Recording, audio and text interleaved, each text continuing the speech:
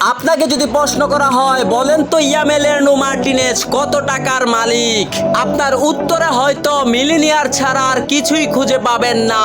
কিন্তু আপনি শুনলে অবাক হবেন, এমন একটা সময় মার্টিনেজের ছিল যে একবেলা না খেয়েও থাকতে হতো।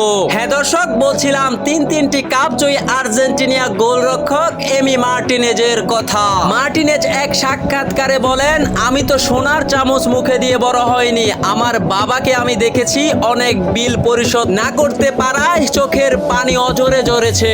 আমি তো এমন এক সময় পেরিয়ে এসেছি, রাতের এক বেলায় আমার না খেয়েও থাকতে হয়েছে। সেদিন আমি শপথ নিয়েছিলাম কোনো এক সময় আমি আমার পরিবারের দায়িত্ব নেব।